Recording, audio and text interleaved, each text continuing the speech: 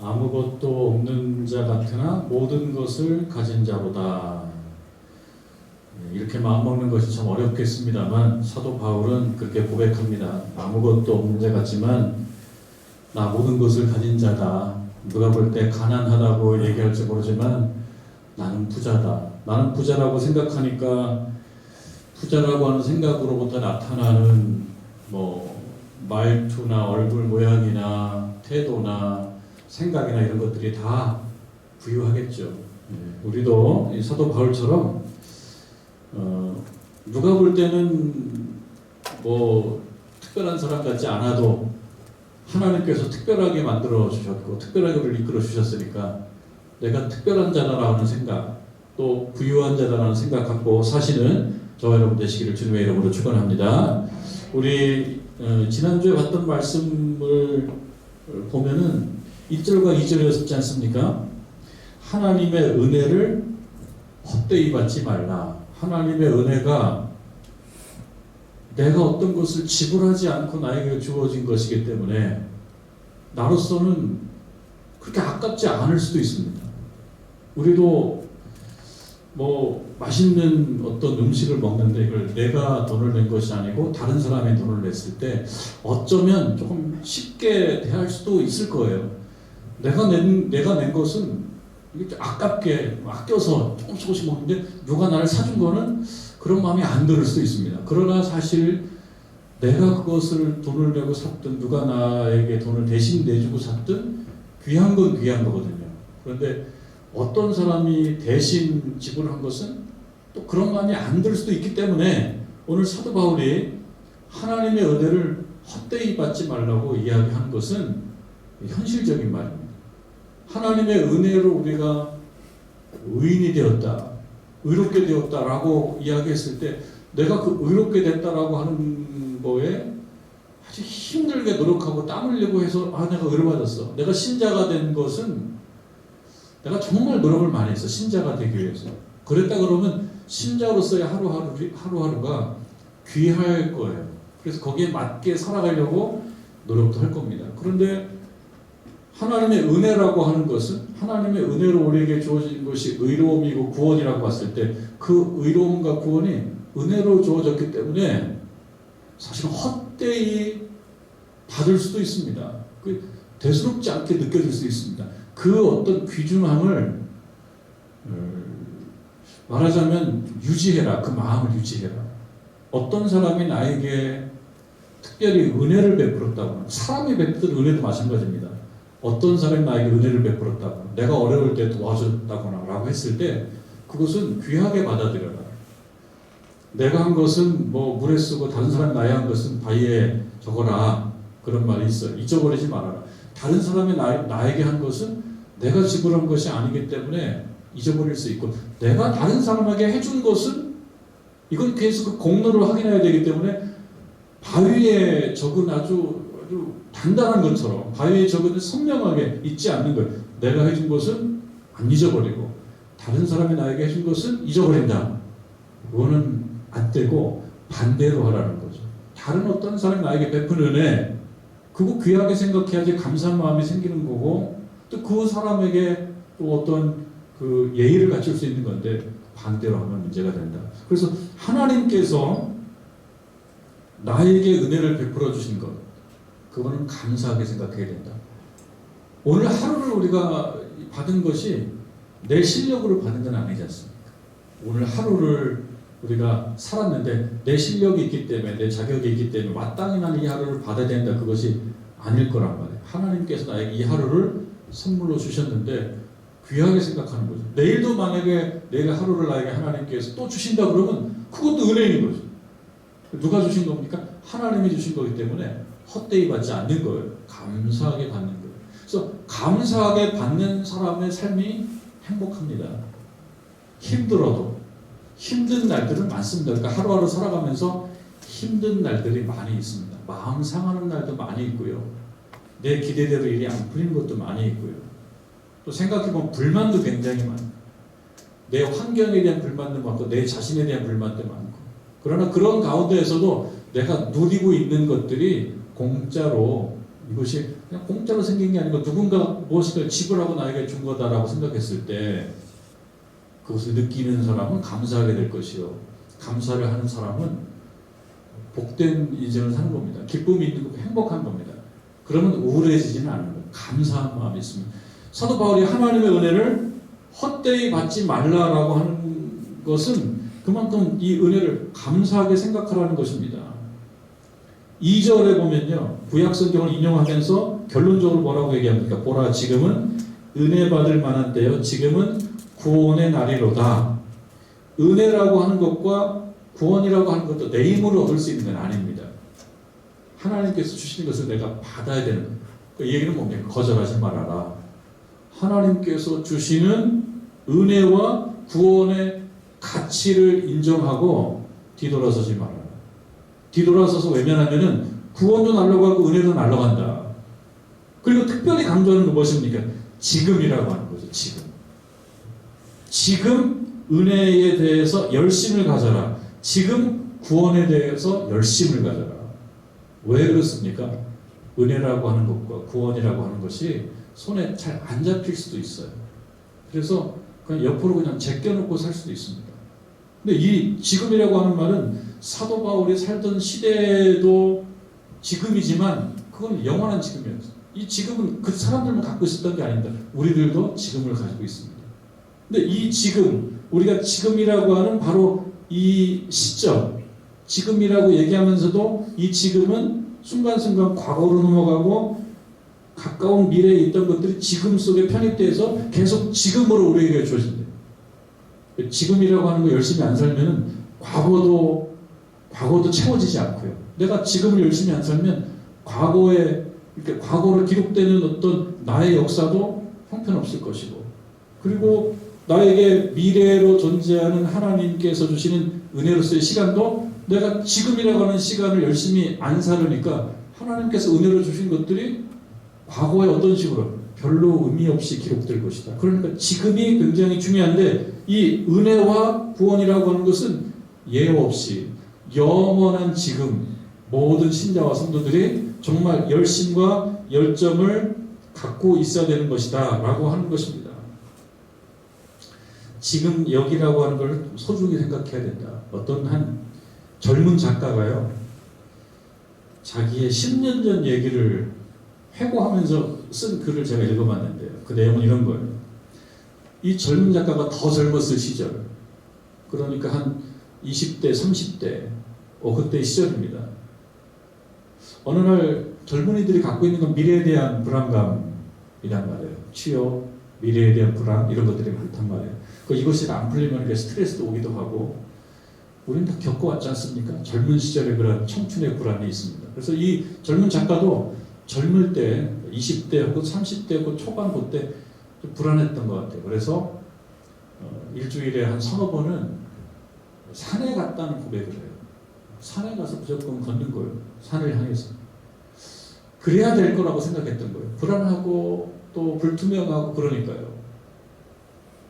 산을 일주일에도 몇 번씩 산 올라가는데 어느 날 가을이었던 모양입니다. 11월 가을은 아니고 한 다른 얘기하지 않지만 9월 중후반에 혹은 10월 초에 가을이었지 않았나 제가 생각할 때 그 가을에 산을 올라가고 있는데 산 위쪽에서 내려오는 어떤 자신보다는 나이가 좀 많으신 지긋한 어떤 한 어른이 이야기를 하는 거예요. 뭐라고 얘기하냐면, 젊은 사람이 산에 와서 뭘 발만 쳐다보고 가요.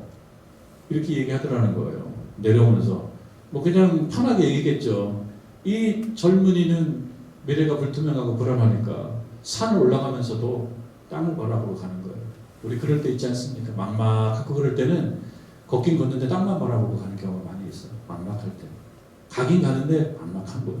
땅만 바라보고 가니까 이 어른이, 아니 젊은 사람이 산에 와서 뭘 발만 바라보고 가요. 나무와 꽃도 좀 볼 줄 알아야지. 이렇게 얘기를 하더라는 거예요. 그 얘기를 들으면서 생각한 거예요. 그렇지.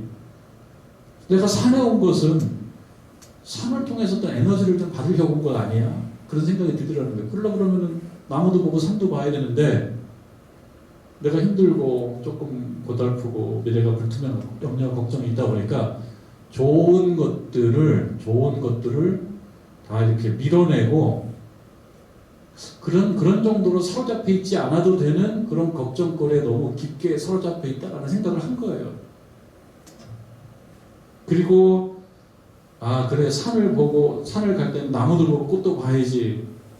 그러면서 세월이 지나고 한 10년쯤 지난 다음에 본인이 10년 전에 있었던 그 일을 생각하며 글로 적은 거예요. 그러면서 하는 말, 지금 내가 사로잡혀 있는 이 일이 10년이 지난 뒤에도 나에게 영향을 줄 만큼 심각한 일이라면, 그러면은 사로잡혀 있을 수 있지만 그런 것이 아니라 그러면 과감하게 털어버려라, 그런 교훈을 본인이 느끼는 거예요. 그 글 속에서 자신의 인생의 후배들에게 하는 말이에요. 지금 이 일이 막 사로잡혀 있는 이 일이 10년 뒤에도 자신에게 영향을 줄 만큼 심각하다면, 그렇지만 10년 뒤 기준으로 생각해 볼 수 있는 거, 그거 한번 생각해 봐라. 10년 뒤 기준으로, 지금 이 시점의 기준으로 자꾸 보려고 그러니까 나무도 못 보게 되고 산도 못 보게 되더라고요.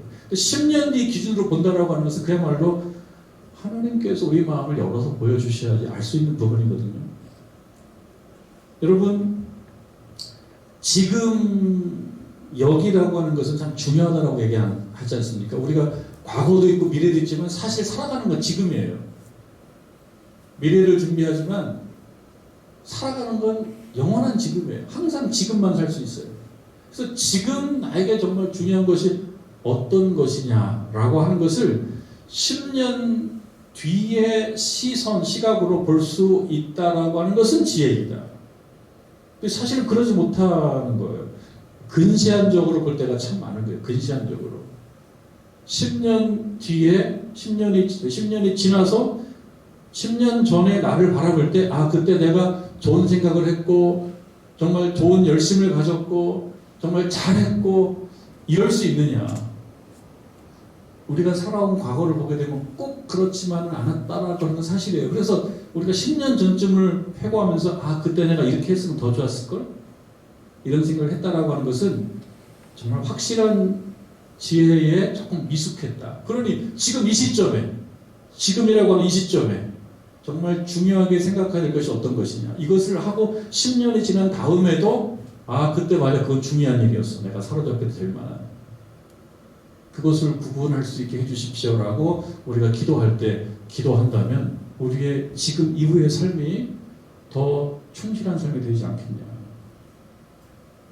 근데 사도 바울은 뭘 얘기하냐면요, 10년이 지난 다음에도 이 주제는 참으로 중요하다. 그것은 뭐냐면 은혜라고 하는 것과 구원이라고 하는 겁니다. 그러니까 지금 은혜 받을 만한 때요, 지금 구원의 날이다라고 하는 것은요, 오늘만 그렇게 관심 갖고 이것은 요 관심이 조금 유효기간이 있기 때문에 조금 지나면은 요 관심사는 털어버려도 되느냐, 그건 아니고요. 우리가 살아가는 지금이라고 하는 이 순간들, 지금이라고 하는 내가 살아가는 이 현실 속에서 항상 은혜와 구원에 대한 열심과 열정은 이거는 필수 과목이다. 그리고 요거를 제외하고 여러분들이 생각해 봤을 때 내가 지금 정말 집중하고 있는 내 생각이 옳은 것이냐, 이게 정말 알맞은 것이냐는 이건 별도로 생각해 볼 여유를 갖자. 여러분, 이거 좀 중요하다고 생각이 들어요. 왜 그러냐면요, 여러분 자신을 생각해 봤을 때 우리가 요즘 요 사이에 내가 취하고 있는 내 모습이 마음에 안 들 수도 있을 겁니다. 여러분 스스로 생각할 때 내가 취하는 이 나의 태도나 어떤 자세나 행동이 마음에 안 들 수도 있을 거예요. 근데 이거 구분해 봐야 될 게 뭐냐면요, 내가 취하는 행동이 마음에 안 드는 것은 게을러서 그래. 나 조금 부지런하게 살아야 되는데, 내가 알기는 알아. 내가 좀 부지런하게 살아야 되는 거 알긴 아는데 몸이 못 따라가. 그래서 내가 나에 대해서 스스로 마음에 안 들어하는 부분이 생각이 아니고 그냥 행동일 때가 있단 말이에요. 행동. 내 행동은 내가 마음에 안 들지만 왜? 못 따라가니까. 그러나 내 생각은 옳아. 이것이 우리가 보통 생각하는 우리들의 모습이란 말이죠. 근데 여기서 하나 더 나아가서 생각해 보자면요.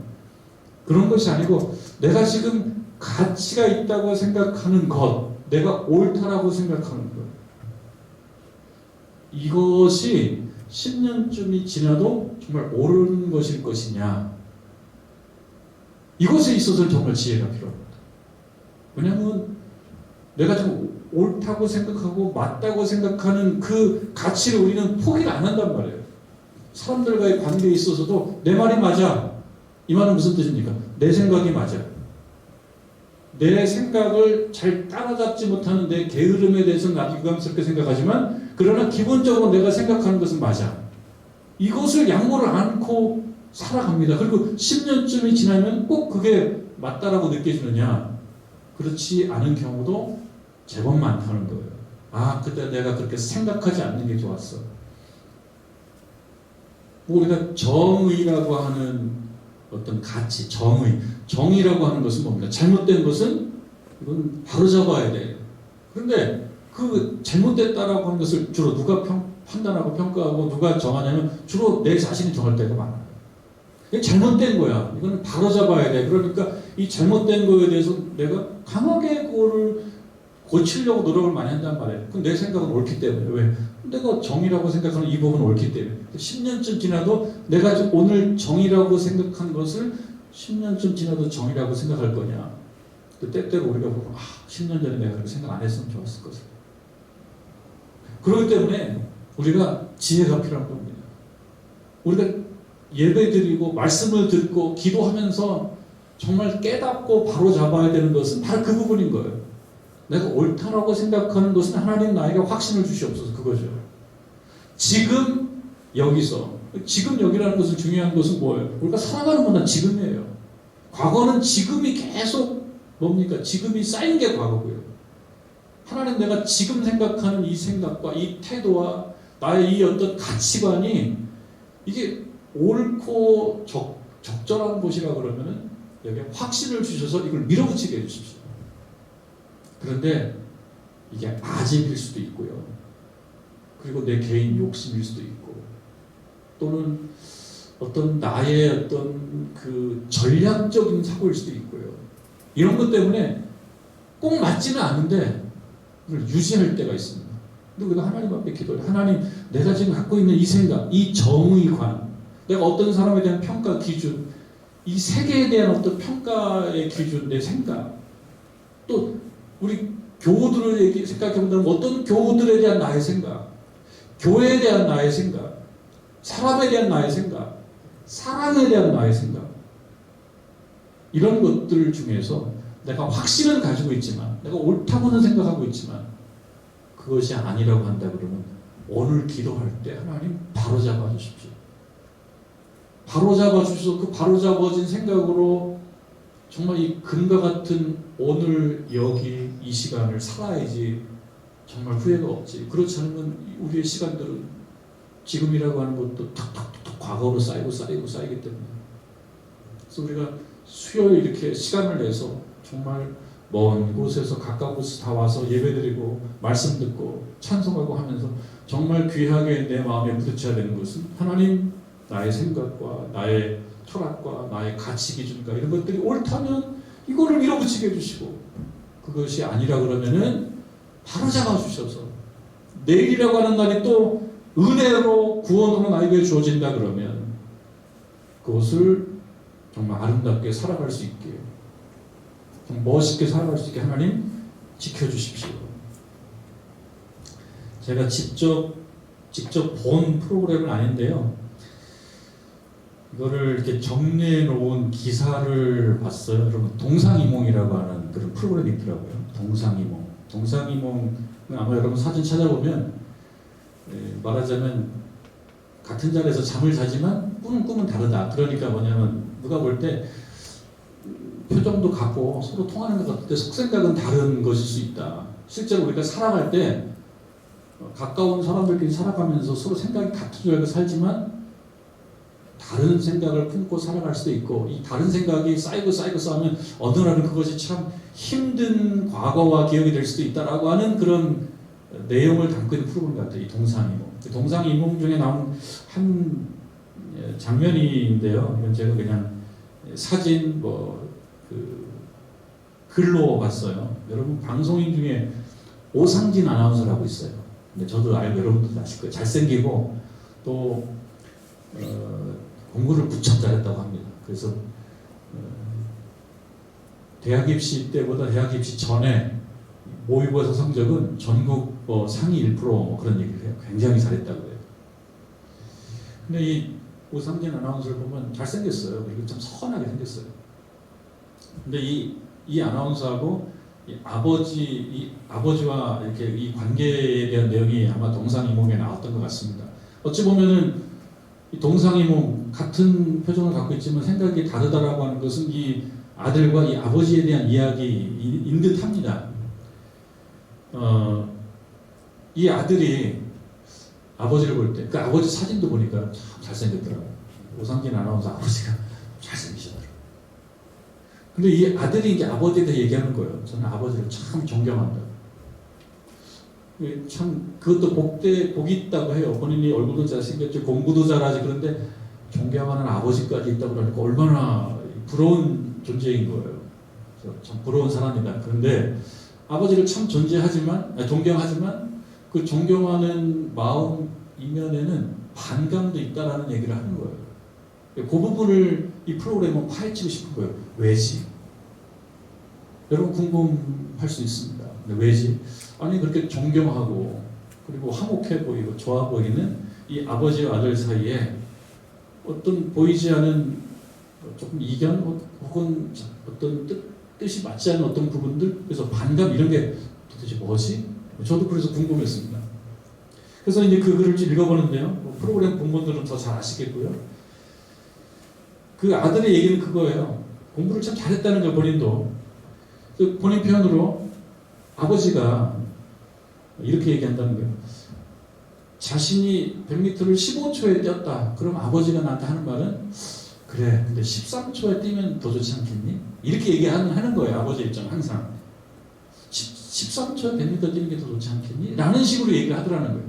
오늘 반에서 1등을 했어요. 1등, 반에서 1등 해보신 분도 있고 안 해보신 분도 있는데 반에서 1등 참 멋있잖아요. 반에서 1등. 힘 있지 않습니까? 반에서 1등 하는. 아버지는 반에서 1등 했다고. 아버지 하신 말은 전교에서 몇 등 했니? 이렇게 얘기를 하더라는 거예요.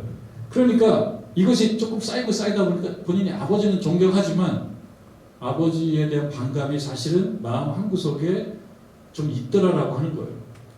그래서 이 부분에 대한 이 반감에 대한 아들의 마음을 아버지가 듣고 아버지가 고백하는 거예요. 왜 그랬을까? 아버지 마음은 왜 그랬을까? 아버지 얘기는 이렇습니다. 내가 27살부터 사회생활을 했는데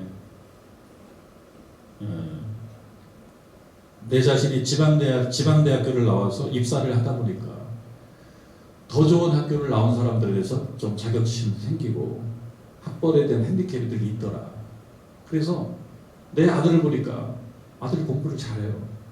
얘가 조금 더 공부를 잘하면 내가 겪었던 이 불편한 마음을 얘가 안 겪을 수도 있기 때문에 그거를 계속 하고 싶었던 거예요. 내가 겪은 아픔을 내 아들은 몰랐으면 좋겠다. 그 전철을 다시 안 밟으면 좋겠다. 그래서 조금만 더 잘하면 이런 마음이 가졌다는 거예요. 욕심이 컸다는 걸 이제 세월이 지나서 고백하는 겁니다. 그래서 조금만 더 잘하면 훨씬 더 잘할 것 같은데 라고 하는 마음 때문에 아들에 대한 욕심이 생겼다는 거예요. 이것을 전하는 겁니다. 아들이 그 얘기를 듣죠. 아들이 그 얘기를 듣고 이제 뭉클한 거예요. 아들도. 아버지가 그때를 회상하면서 그 아들의 학교 학창시절 본인이 계속 다그치고 칭찬에 인색하고 1등 했는데도 전교에서는 몇 등 했니라고 물어보는 그런 어떤 조금 따뜻하지 못한 그 모습을 회상하면서 아버지가 뭐라고 얘기하냐면 이렇게 얘기해요. 제가 이제 여러분께 드리고자 하는 결론이 이 부분입니다. 지금 생각해보면 미안하고 후회돼요. 그러니까 아버지가 아들에게 하는 말인 거죠. 아버지가 고백하는 거예요. 지금 생각해보면 미안하고 후회돼요. 여러분, 우리 모습 아닌가 하는 생각을 해보게 됩니다. 우리들의 모습이 아닌가. 그때는 맞았는데 지금은 틀렸다라고. 그때는 맞았는데 지금은 틀린 거예요. 그때는 이것이 옳기 때문에 강하게 몰아붙이고 강하게 이끌어갔는데 지금 생각해보니까 미안하고 후회가 되더라 라고 하는 그 말입니다. 자, 그런데 핵심은 무엇이냐면, 그러면 그때는 맞았는데 지금은 틀렸다 그러면 오늘 우리가 지금 맞이하고 있는 이 지금이라고 하는 시간은 10년 후에는 그때가 된단 말이에요. 지금 생각은 10년 후를 생각하면 그때가 된단 말이에요. 혹은 1년 후를 생각하면 그때인 거예요. 어쩌면 우리는 이러한 유감스러움과 혹은 미안함과 후회스러움을 매번 반복할 수도 있는 거예요. 그래서 처음으로 돌아가 보면 우리에게 지혜가 필요한 것은, 기도할 때 하나님께서 주실 지혜가 필요한 것은 바로 그것입니다. 지금 집중해야 될 것에 집중하지 못하면 나중에 그때는 맞았는데 지금은 미안하고 후회되어라고 하는 것을 반복한다. 근데 저는 이 예를 보면서요, 이 아버지의 아들은, 이건 우리가 공감하고 공감이 돼서 눈물도 나오는 거예요. 내일처럼 생각하니까. 그러니까 이 정도의 고백이라면 괜찮아요. 좋은 케이스라고 생각해요. 왜냐하면 이 아버지 아들에게는 아직 시간이 많이 남아있으니까. 어느 정도 충분히 되돌릴 수 있는 시간이 주어져 있으니까요. 아, 그때 내가 미안했어, 후회가 되라고 한다 그러면 오늘부터 그렇게 하지 않으려고 노력할 것이라면은, 그러면은 이 케이스는 나쁘지 않은 케이스다. 괜찮은 케이스다. 우리를 아프게 하는 것은 어떤 것이냐면, 미안하고 후회돼요라고 고백은 했는데 미안하고 후회된다라고 하는 것을 좀 되돌리고 싶고 만회하고 싶고 좀 잘해보고 싶은데 기회가 없어졌을 때, 그때 슬픈 거죠. 그때 흘리는 눈물은 안타까운 눈물인 거예요. 잘하고 싶은데 시간이 없는 거예요. 종종 부모님들을 향하여 그런 이야기를 하죠. 잘해주실 때는 내가, 잘해줘야 될 때는 내가 바쁘고 그랬는데 이제 내가 여유가 생겨서 좀 잘해드리려고 그러니까 부모님이 안 계실 때, 그때는 그때 흘리는 눈물이 좀 슬픈 거예요. 그래서 지금 이 예는 저는 나쁘지 않은 케이스, 괜찮은 케이스라고 생각해요. 이 시점쯤에 그래 내가 미안해, 후회가 돼 라고 얘기한다는 것은 어쩌면 오늘 이후, 이 시간 이후는 더 끈끈하게 갈 수 있으니까요. 이걸 우리 얘기로 가져오게 되면 우리는 지금 우리가 중요하게 생각하고 지금 추구해야 될 것은 은혜와 구원이면서, 은혜와 구원, 이거는 영원한 주제, 간과할 수 없고 이걸 무시할 수, 영원한 주제, 은혜와 구원에 대한 열심은 여러분 오늘 저녁에 기도할 때도 하나님 은혜를 허락해 주시고 구원을 허락해 주십시오. 그 은혜와 구원은 신학적 용어이기 때문에 내가 더 풀 수는 없지만 그동안 내가 배워왔던 그냥 그 일반적인 생각으로서의 은혜와 구원, 그것을 내가 하나님께 기도할 테니 하나님 나에게 허락해 주십시오라고 하는 이 열심은 필수적으로 가져야 되고, 그와 조금 별개로 우리가 살아가면서 만나는 혹은 우리가 살아가면서 같이 동행하는 분들을 향한 유감스러움, 아쉬움 혹은 내 개인적인 어떤 욕심, 이런 것들 인하여 시간이 지나서 이것이 후회가 되고 미안한 것이 될 거라 그러면 오늘 하나님께서 주시는 지혜로 조금 바로잡아 본다면 1년 후, 5년 후, 10년 후에 그때 하나님께서 바로잡아준 생각으로 내가 살아서 다행이었어, 그렇게 얘기할 수 있지 않겠냐라고 하는 것입니다. 사도 바울이 그렇게 이야기하죠. 지금은 은혜 받을 만한 때, 지금은 구원된 날이로다라고 선언하고 3절 위에 가면은요, 자신이 이러한 만나는 사람들에게 이러한 중요한 말씀을 전해주면서 자신이 해왔던 그런 사역의 태도들에 대해서 이야기를 합니다. 근데 이거는 하나하나 다 살펴보지 않겠고요. 여러분 3절 이후에 보면 우리가 이 직분이 비방을 받지 않게 하려고 무엇이든지 아무에게도 거리끼지 않게 했다. 이 부분을 좀 진지하게 생각해 봐야 되겠습니다. 우리가 이 직분은 어떤 직분이에요? 복음의 말씀을 전하는 거잖아요. 지금은 은혜 받을 만한 때요. 지금은 구원 날이라고 계속 얘기해 오는 건데 이러한 나의 사역이 비방을 받게 되면 그럼 아무것도 아니게 된다. 아무것도 아니게. 그래서 무엇에든지 아무에게도 거리끼지 않게 한다. 이 말을 좀 쉽게 얘기하면 걸림돌이 되지 않게 하기 위해서 스스로 노력을 많이 해왔다는 거예요. 어떨 때는 성질이 많이 나요. 일반적으로 그렇지 않습니까? 우리를 또 살아오다 보면 화가 나고 분통이 터질 때도 있습니다. 나한테 이럴 수 있어? 이럴 때가 있단 말이에요. 내가 당신에게 해준 것이 얼만큼인데 내가 뭘 받고 해줬어? 나 아무것도 안 받았어. 자비량이야. 내가 월급 받아? 사도 바울이 얼마든지 얘기할 수가 있어요. 내가 뭐 하나님께 은혜 받고 정말 하나님 주신 사명 감당하려고 자비량으로 이것저것 정말 힘들게 어려울 때 달려가서 때로는 얻어 터지고 때로는 죽을 지경까지 박해를 받고 어느 경우는 잠도 못 자고 갇혀있고 이렇게 험한 시간을 보내면서도 내가 그렇게 한 것은 내가 이렇게 말씀 전하고 한 것은 하나님께서 나에게 주신 귀한 사명을 감당하기 위한 거다. 만약에 그것이 아니라면 하나님께서 나에게 원하시는 그 사명이 아니라 그러면 사도 바울이 여러분 바나바와 싸운 거 아시죠? 주일날 우리가 듣고 있지 않습니까? 마음에 안 드는 사도 바울도 한 성격 하는 사람이에요. 마가 요한을 데려가자 말자에 대해서 바나바 의견이 안 맞아가지고 심히 다퉜다. 쉽게 얘기하면 대판 싸웠다. 사도 바울이 만만한 사람이 아니에요. 센 사람이에요.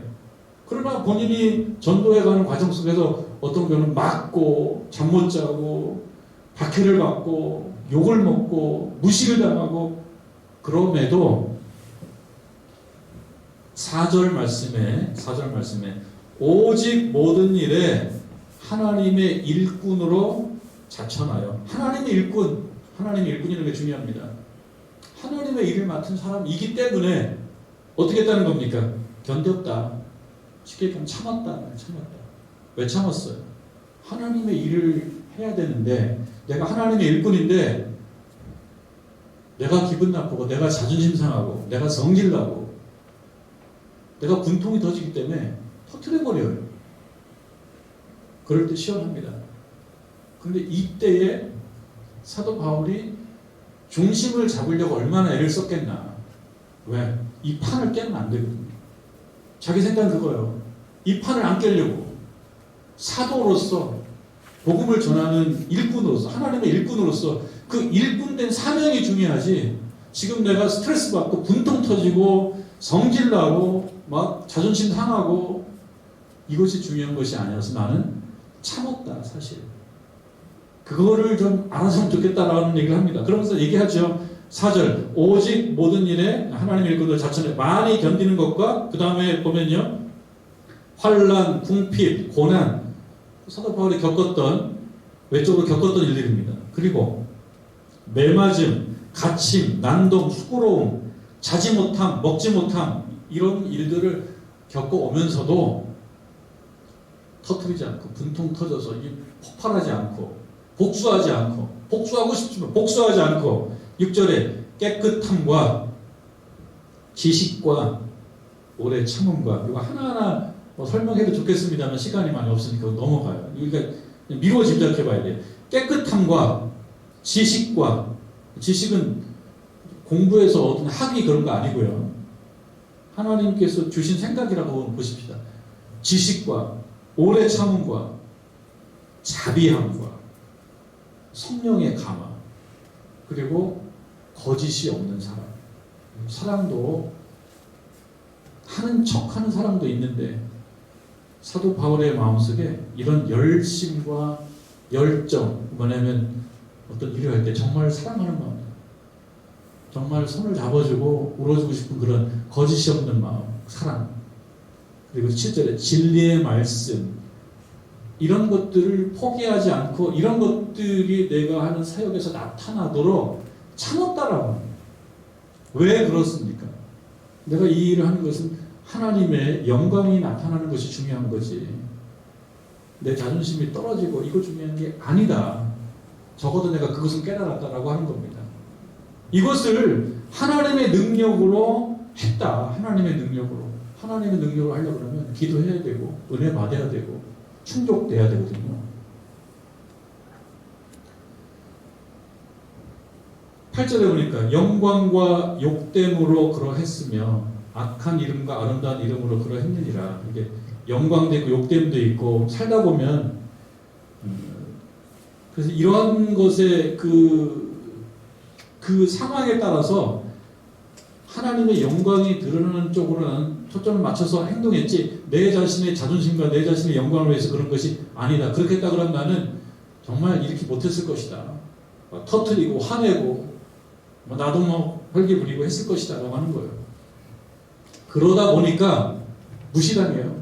그러다 보니까 무시도 당하고 어떤 사람에게 손가락질 당하고 또 지식이 없다는 도 추천해주는 훌륭한 사람이 없다는 도 그리고 뿌리가 없다는 도 근본이 없다는 도 신학이 이상하다는 도 옛날에는 안 그랬는데 무슨 뭐 척한다는 도 이런 얘기 많이 있다 보니까 정말 이것도 뺏기고 저것도 뺏기고 그래서 9절에 무명한 것 같아요. 무명한 것 같아요. 무시하는 거죠. 우리가 살아가면서 뭘 얻기 원합니까? 유명함을 얻기 원합니다. 유명함을 얻기 원합니다. 인정받는 거 너무 행복하죠. 여러분 칭찬은 고래도 춤추게 한다라고 하는 것은 그걸 인정욕고를 역으로 잘 활용하는 거예요. 칭찬 잘 해주는 기술을 갖고 있는 게 중요하지만 반대로 얘기해버리면 칭찬받고 싶어 한다는 거예요. 어느 경우는 내 자신이 영광을 얻고 싶어 하는 거예요. 그런데 사도 바울은 하나님의 영광을 위해서라면 내가 기꺼이 내 영광은 놓아줄 수 있다. 포기할 수 있다. 그래서 그러다 보니까 무명한 자가 됐어요. 그런데 사실은 나 유명해. 그대들이 확실히 알아주지 않았을 뿐이지 나 유명해. 누구에게 유명한? 하나님께 유명해. 그게 여러분들 참 우리 신자들에게 필요한 부분입니다. 하나님께서 알아주시면 돼요. 내가 뭐 굳이 여기 이것까지 할 수 있어. 알아주지도 않는 걸 내가 굳이 이것까지 할 수 있어? 할 필요 있어? 라고 얘기하면서 그럴 때도 있어요. 우리가 열심히 일하다 보면. 주의를 하다 보면 내가 굳이 이런 일까지 할 필요 있어? 누가 알아준다고? 사도 바울도 그랬으면 하나님이 알아주니까 난 한다. 하나님이 알아준다. 죽은 자 같으나 죽은 자 같다는 건 뭡니까? 정말 무시해도 좋을 만큼의 그런 존재예요. 그러나 살아있어요. 죽은 자 같으나 징계를 받아서 죽은 자 같아. 징계를 받아서 벌받고 끝났겠거니 생각했는데 나 아직 살아있다. 살아있다는 사실만 가지고도 감사하더라. 나 살아있다. 이거 나에게는 굉장히 의미심장한 것이다. 여러분 우리 저녁에 지금 다 나오신 것은 살아있기 때문에 나온 거 아닙니까? 살아있어요. 살아있다는 것만 해도 나는 감격이다. 살아있다는 것. 당신들이 볼 때는 아무것도 안 씹으면 아니 살아있다는 것만 해도 얼마나 감사한지 몰라. 그러니 해명할 수가 있다는 거예요. 10절에 근심하는 자 같으나 인생의 특징이죠. 근심걱정. 그러나 항상 기뻐한다. 가난한 자 같으나 가난한 자 같아요. 뭐 가진 것도 없어요. 그런데 많은 사람을 보유하게 한다. 이것이 진짜 부자인 거라는 것을 깨닫는 겁니다. 내가 많이 갖고 있어서가 그렇게 부자가 아니고 나에게 주어진 100년 안쪽의 그 세월을 살아가면서 특별히 장성에서 어른을 해서 살아가는 이 시절은 더 짧은데 이 시절 살아가면서 많이 소유한 걸로 부자인 건 맞아요. 부러워하는 건 맞아요. 그러나 그것이 나쁘다는 게 아니라 많이 소유한 게 나쁘다는 게 아니라 보다 중요한 것은 뭐냐면 많이 소유한 사람이나 소유하지 않은 사람이나 다른 사람을 부유하게 만들어주는 인생을 살아가는 사람이 부유한 것이다. 부자인 것이다. 다른 사람을 부유하게 하지도 않으면서 많이 가지고 있는 사람 원망하는 것은 바보입니다. 그런 경우도 종종 있어요. 자기가 다른 사람을 위해서 부유하게 하지도 않으면서 가진 자를 욕하고 가진 자를 우습게 보는 건 웃기는 거예요. 가진 자나 가지지 못한 자나 공이 다른 사람을 부유하게 하는 삶을 살아간다면 그걸로 하나님께서 우리의 이름을 인정해 주시는 것이다 라고 하는 비밀을 나는 알았다. 그 비밀을 나는 알았다. 그러니 나는 모든 것을 가진 자다. 이 고백을 하는 이 바울은 얼마나 그 마음을 부여할까 생각을 해봅니다. 여러분, 우리에게 가진 것이 있으면 얼마나 많을 것이며 또 부족한 것이 있다면 얼마나 부족할 것이겠습니까?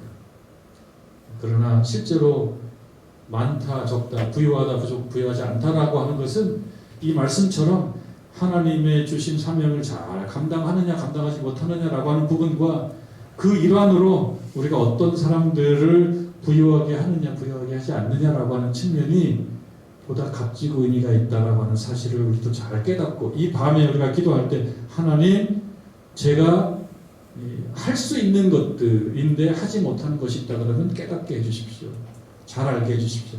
내가 어쩔 수 없는 것을 포기하게 하시고 어쩔 수 없는 걸 포기하는 거죠. 어쩔 수 없는 걸 포기하게 하시고 어쩔 수 있는 것들은 생각을 바꿔서 실천하고 지금 여기 오늘 내가 해야 될 일들을 잘 감당함으로써 1년이 지나고 5년이 지나고 10년이 지난 후에 그때 하나님께서 나에게 주신 지혜로 인하여 그렇게 살아갔더니 하나님 제가 잘 살아갔습니다 라고 고백하고 감사할 수 있는 저와 여러분 되기를 주님의 이름으로 축원합니다.